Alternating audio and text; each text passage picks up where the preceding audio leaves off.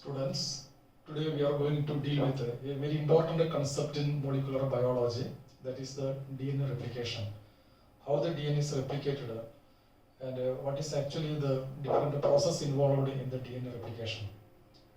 DNA replication, it is actually a process by which DNA produces a exact copy or the replica of the DNA. The replica word is used because the DNA produced is exactly similar to the DNA. So it is called DNA replication. The DNA replication in the case of the eukaryote and prokaryote, there is a little difference.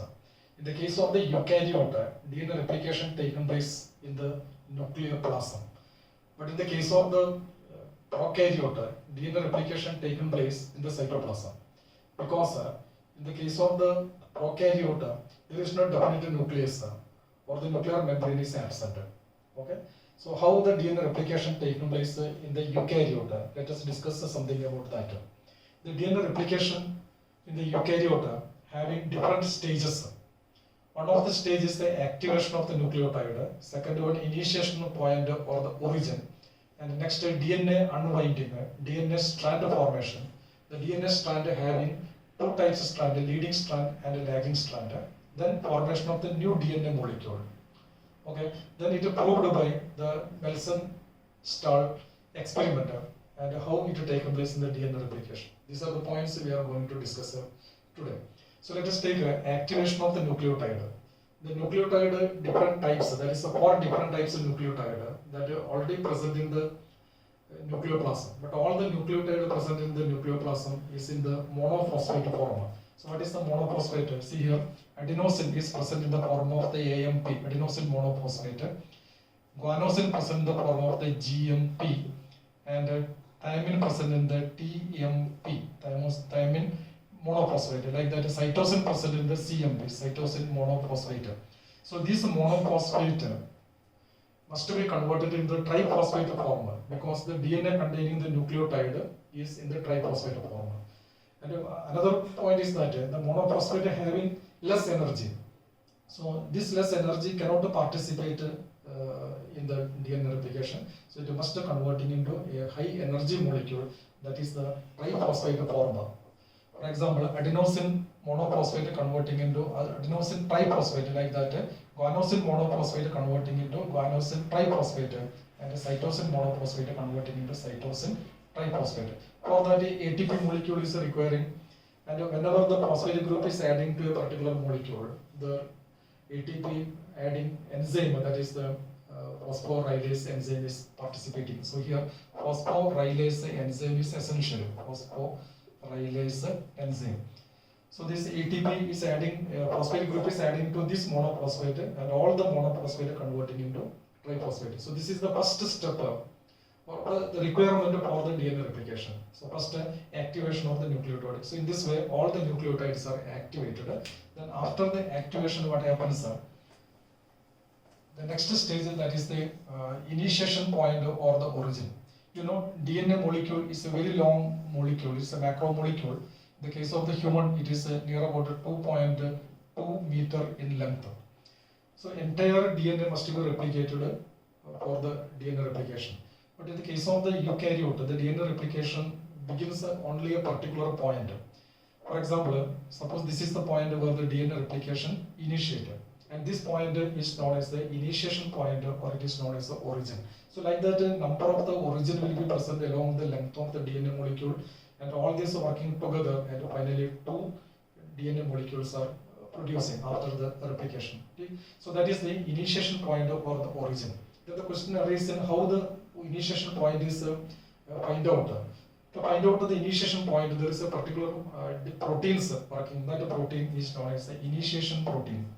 So with the help of the initiation protein, the initiation point is discovered, or initiation point is find out, and then from that point the DNA replication will begin. So like that, many initiation points present along the length of this DNA molecule in the case of the eukaryote. Okay.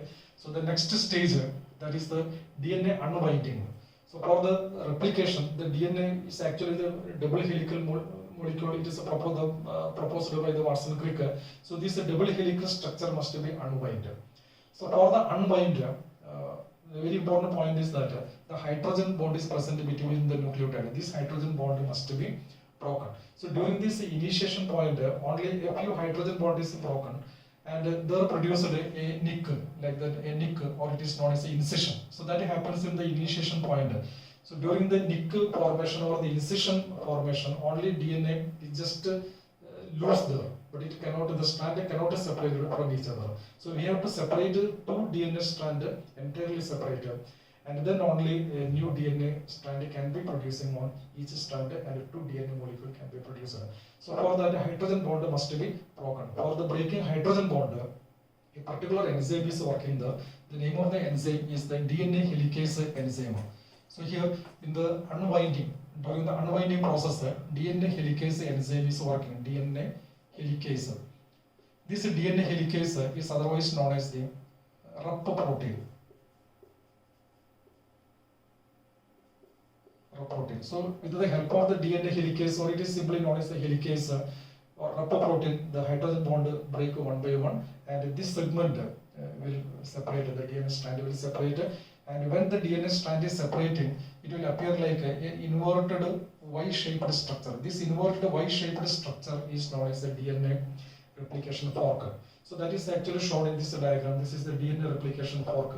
It initiated and it produced finally a structure inverted Y-shaped, that is known as the DNA replication fork. So DNA replication fork formation, that is the end of the DNA helicase activity. So now the next stage, that is the fourth stage, DNA strand formation. How to produce a new strand on this two template? It is known as a template. So out of two template, one template running from 3' to 5'. Actually it is running from 5' to 3', but at the beginning it is 3', at the end 5'. And here it is a 5' to 3'. So those segments are running from 3' to 5' is known as the template. That template is known as a leading template. And that running from 5' to 3', it is also known as a template. That template is known as the lagging template. Why it is called a leading template? Why it is called a lagging template? We can discuss later. Okay. So DNA strand formation, how the DNA strand forming on the 3' to 5' and 5' to 3'. So for the formation of the DNA strand, new strand, a small molecules of RNA is required. This RNA is known as the RNA primer. RNA primer. This RNA primer is produced or controlled by RNA primase enzyme. So RNA, with the help of RNA primase, RNA primer is corresponding RNA primer is synthesized, produced, and this RNA primer coming to attach at the 3' end of the leading template.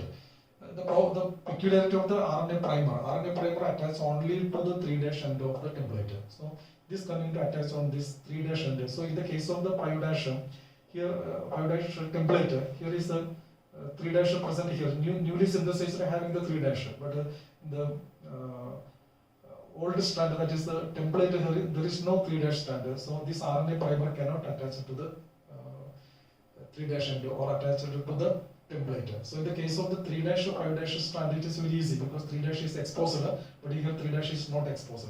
So RNA primer coming to attach to the 3'. So once the RNA primer attached to the 3' end, it will attract to the corresponding nucleotide. And this nucleotide coming here and a complementary pair with the nucleotide present on the template strand. So after that, the next one also will attract, the RNA primer will move and attract the next nucleotide. So next process is the polymerization. For the polymerization to be taken place, here an enzyme that is known as a DNA polymerase is essential. So with the help of the DNA polymerase, the polymerization reaction, that is one nucleotide attached with another one, that attached with third one, and a number of the nucleotides connected with each other with the help of this DNA polymerase, and a long chain of the DNA strand will form. That a newly formed strand is known as the leading strand. This is the leading template. So this leading strand is continuously moving without any obstruction. So this is known as the leading because it is moving forward very easily without any hindrance. So this template is known as the leading template because the leading strand is synthesizing on the leading template. Okay, so what happens in the case of the 5' 3'? The 3' end is not exposed. It has to wait for some time to expose the 3'. So till that, this newly synthesizing strand, that is the leading strand, will go forward very speedily. But in the case of this strand, it is not possible so, because it has to wait to expose the 3'. When the 3' is exposed, the RNA primer go and attach it there, and DNA strand will synthesize a short segment. Then after that it will stop. To synthesize another segment, it again requiring an RNA primer. DNA polymerase already there, but RNA primer requiring for each and every piece. So on the segment of 5', 3', the DNA segment is synthesized piece by piece, and each piece is known as the Okazaki fragment. So this is the Okazaki fragment. Then after the Okazaki fragment formed, these Okazaki fragments are connected with the help of the enzyme that is known as the DNA ligase. So DNA ligase joined these pieces of Okazaki fragment and produce a continuous strand of the DNA. And this DNA strand moving very slowly, so it is known as the lagging strand, and this segment is known as the lagging template. So on the lagging template, DNA synthesis very slowly, so the newly formed strand is known as the lagging strand. On the leading template, the DNA synthesis is taken place very speedily, so it is known as the leading strand. So that is the leading strand and lagging strand. Very important to remember, the RNA polymerase attached only to the 3' end, and 3' end exposed here later. So it is very slowly going, it is moving very fastly. So that is the DNA strand formation, leading strand and lagging strand. After that, formation of the new DNA molecule. So here we produce a two strand. This is the old strand and this is the new strand produced. So these new two strands, this is the old one and this is the new one. These two strands joined with the hydrogen bond already done with the help of the DNA polymerase. So now the one job remaining, that is the twisting or the double helical structure formation. So these two strands undergoing the double helical twisting and finally to producing a structure like this. So this is the one DNA molecule, and here also it will twist with each other and forming another DNA molecule. So two DNA molecules are formed, and this DNA molecule is exactly similar with the parent DNA molecule. So it is known as a replica, or it is a replication process. So here when two DNA molecules are produced, one strand is old and one strand is new. Here one strand is old and one strand is new. So here whenever the DNA is replicating, one strand will be old and one strand will be new. So this type of the replication is known as the semi-conservative mechanism of the replication. Semi means a half, semi-conservative mechanism.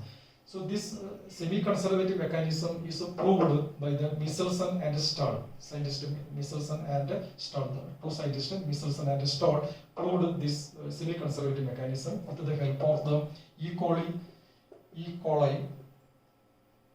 and the N15 isotope of the nitrogen. Okay, so that is the method of the DNA replication in the case of the eukaryote. Then how the DNA is replicated in the case of the prokaryote. In the case of the prokaryote, the DNA is a double-stranded and a single circular. So in the case of the prokaryote, the DNA initiation of the replication process or origin is present only at one point. And from this point, it will replicate on either side simultaneously. And finally, it is producing two different circular DNA. Meanwhile, it produces a structure like this, it appearing like the theta, the Greek theta, and this mechanism is known as the theta method of the replication of the DNA. So this is the replication of DNA in eukaryote and prokaryote. So the main difference between these two, in the case of the eukaryote, DNA replication taken place in the nucleoplasm. In the case of the prokaryote, DNA replication taken place in the cytoplasm.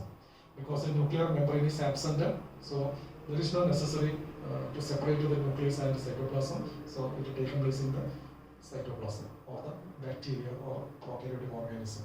So I hope that you may understand the concept of the DNA replication in eukaryote and prokaryote.